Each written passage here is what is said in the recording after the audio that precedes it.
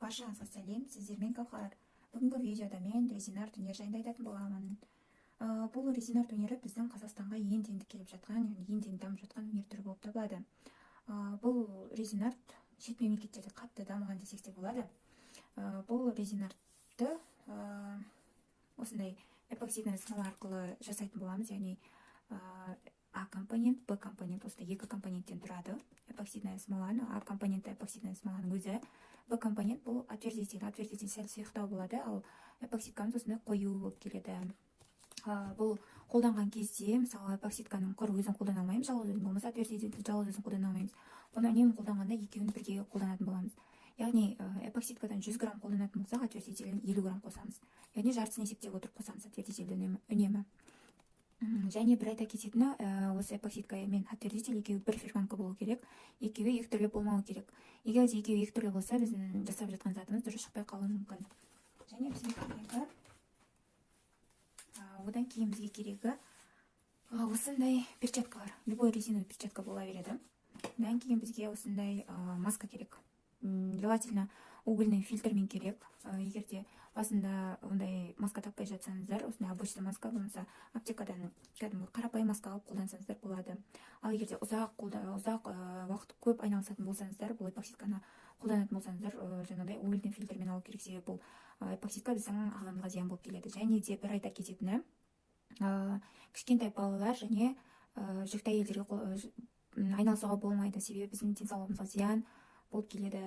Одан кейін бізге керегі осындай одноразовый стаканчики керек. Жаңағы эпоксидкамызды құйып араластырып отыру үшін осындай керек. Бір қолданғанда 3-4-еуін қолданасыз, примерно жасап жатқан заттың цветіне байланысты. Одан кейін бізге осындай деревянный палочки керек. Сушитын таяқшалар да болады, болмаса мороженое бола береді. Одан кейін керегі бізге осындай кухонный весы керек, электронный весы. Міндетті түрде осындай электронный болу керек, себебі біздің жасап жатқан затымызға эпоксидканы дәлме-дәл етіп қолдану үшін, дәлме-дәл етіп өлшеп отыру үшін. Одан кейін бізге осындай влажный салфетка немесе влажный тряпка керек. Влажный салфетка болмаса, тряпканы алып сулап қолданасыздар. Одан кейін бізге керегі осындай газовый горелка.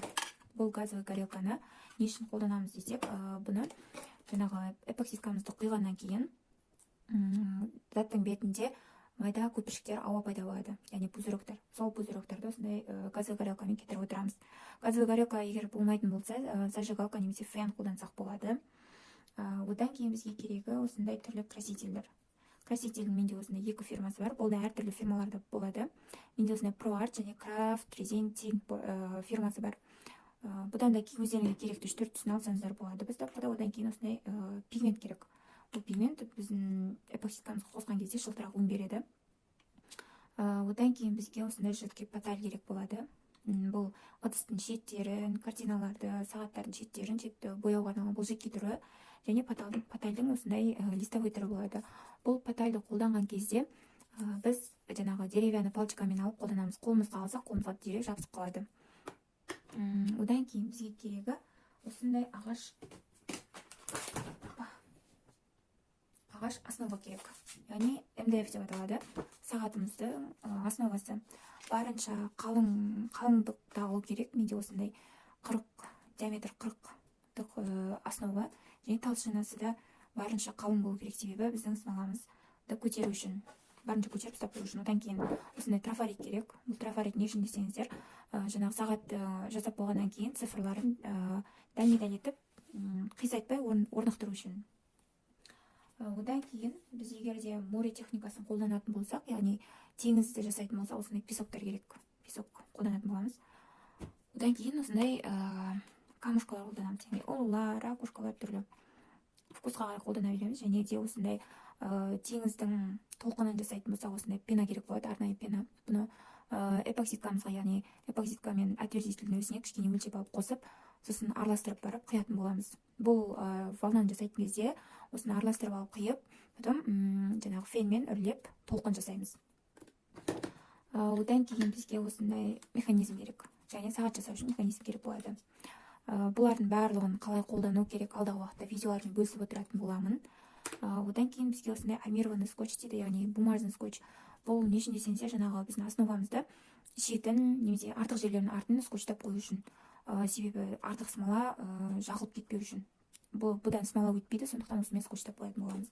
Және бізге осындай декоративный крошкалар керек болады, яғни вкусқа қарай ала береміз, идеяға байланысты әртүрлі камушкалар ала береміз, крошкалар. Одан кейін бізге осындай стеклянный крошка керек. Енді жасап жатқан затымызды әдемі етіп жасау үшін осындай әртүрлі қолдана береміз. Одан кейін сағатымызға осындай цифралар керек.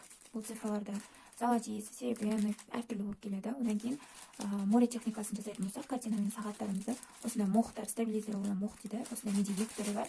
Жасыл және көк цветі бар осындай.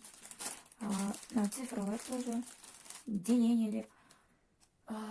Бүгінге осы. Каналыма тіркеліп, колокольчик белгісін басып кетуді ұмытпаңыздар. Алдағы уақытта сіздерге керекті ақпараттармен бөлісетін боламын. Сау болыңыздар.